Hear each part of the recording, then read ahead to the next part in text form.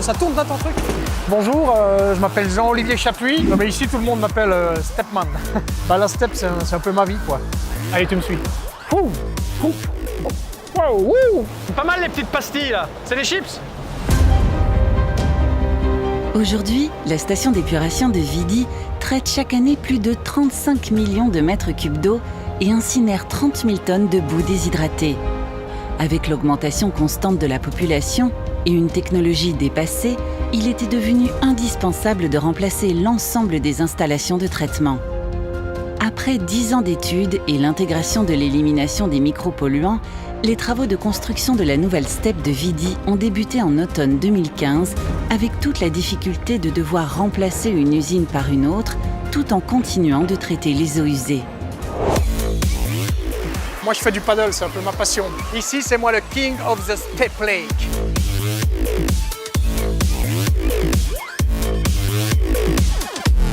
Allez, même pas peur. Mais je me suis dit, c'est une bonne vue pour présenter un petit peu le chantier, quoi. Je vais vous faire voir un petit peu depuis plus haut les 3 phases de construction de la nouvelle STEP, ok? Je suis pas super rassuré, dur, quoi. C'est pour ça que je voulais pas de grutching, quoi. Tout va bien, j'ai pas le vertige. Tout ce bâtiment-là, il va être rasé. C'est le bâtiment où va être reconstruit, le bâtiment du pré-traitement. Bon, alors là, ce qu'on voit là en bas, c'est toute la phase de construction des canaux qui vont amener les eaux usées à la STEP. Là, on voit bien le canal, là, 300 mètres. Regardez, ça grouille, on dirait une fourmilière avec tous les ouvriers qui bossent. Pour démolir l'ancienne STEP et construire les nouvelles infrastructures, tout en continuant de traiter l'eau, un canal provisoire et une unité de pré-traitement ont été construits, déviant les eaux usées et libérant ainsi une zone pour le chantier. Les eaux usées produites par les ménages et les entreprises sont acheminées par plusieurs centaines de kilomètres de tuyaux pour rejoindre la STEP par 2 collecteurs de concentration, l'un provenant de Lausanne et des communes de l'Est lausannois et l'autre des communes de l'Ouest lausannois. Alors, si tu veux, ici, sous mes pieds, là, on a les canaux d'arrivée des eaux usées, quoi. Alors, c'est le caca de Renan puis le caca de Lausanne qui se mélangent, si tu veux, quoi. Viens, je vais te montrer en bas comment ça se passe.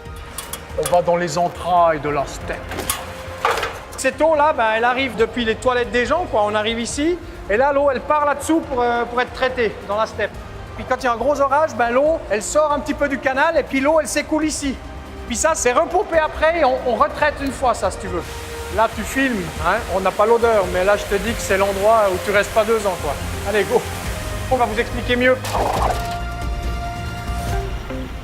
Pour commencer, un premier bassin récupère les graviers, cailloux et divers gros déchets amenés par les eaux usées. Puis l'eau est remontée par des vis de relevage vers une série de grilles permettant de retenir les déchets de plus de 6 mm extraits par un peigne mécanique. Les déchets sont ensuite lavés, compactés, puis éliminés en usine d'incinération des ordures ménagères. Je te montre un truc, approche. Là, on a ce qu'on appelle le dégrilleur, donc c'est l'endroit où on a des peignes comme ça qui prennent tout le matos qu'on a dans la flotte. Voilà, hop, la petite boulette. C'est peut-être la tienne, hein. Et puis ça travaille en fonction du nombre de déchets qui arrivent, quoi. Et la flotte, elle s'écoule, et puis on arrive au compactage. Puis là, on arrive à un truc assez bon aujourd'hui, je te montre.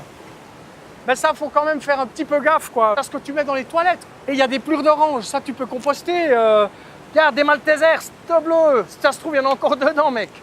Ici, on voit tout. Les Q-tips, hop, poubelle, pas toilette. Parce que ça repart tout en haut de la ville, ça va à l'incinération. Donc, avant de faire le geste de mettre dans les toilettes, tu mets tout de suite dans la poubelle. Puis comme ça, on vient pas ici avant de remonter. Hein, bon, ça, c'était la minute Stepman. Allez, on y va. Avant de traiter l'eau, il est nécessaire d'en retirer le sable qu'elle contient. L'opération de dessablage s'effectue par ralentissement des eaux. Le sable se dépose au fond du bassin où il est récupéré. La première étape pour l'épuration des eaux sales est la décantation primaire qui permet de récupérer les matières en suspension. Des réactifs chimiques sont ajoutés à l'eau permettant d'accélérer la décantation de ces matières. Leur récupération sous forme de flocs de boue s'effectue par pompage en fond d'ouvrage.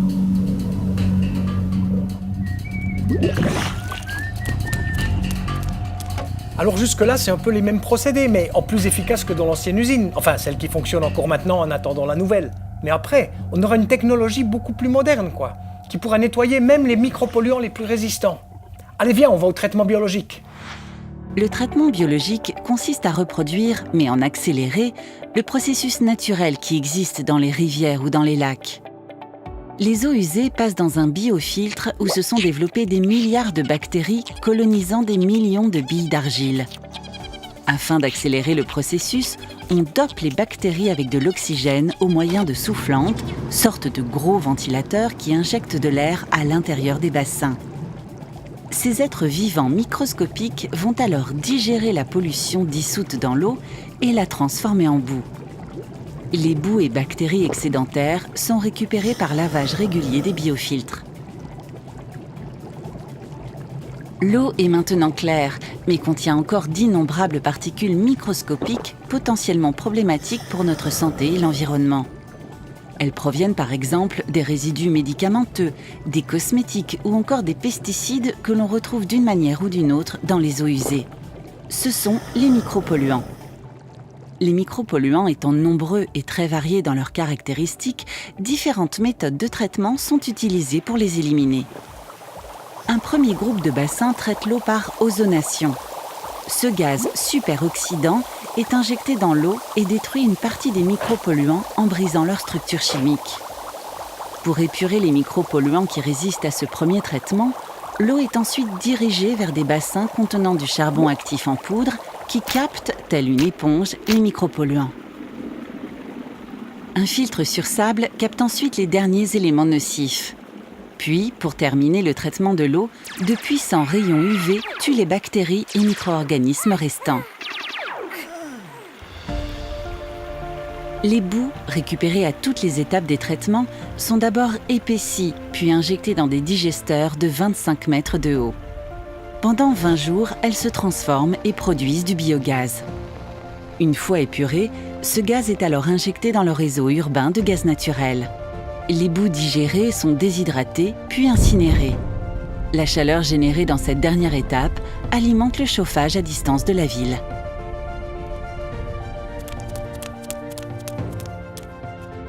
Alors tous ces procédés d'épuration, ça produit des mauvaises odeurs.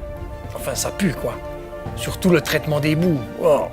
Pour que les gens qui habitent tout près ne soient pas trop dérangés par ces odeurs, la nouvelle steppe est équipée d'un toit. Donc, l'air qui contient ces mauvaises odeurs est aspiré et désodorisé à l'intérieur avant d'être rejeté dans l'atmosphère. Tu piges? Là, ça tabasse trop pour le paddle.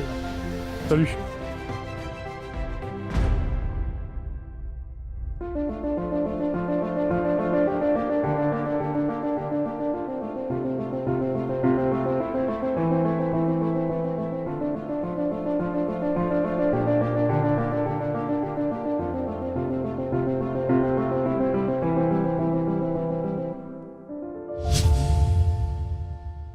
Allez, on va tout péter!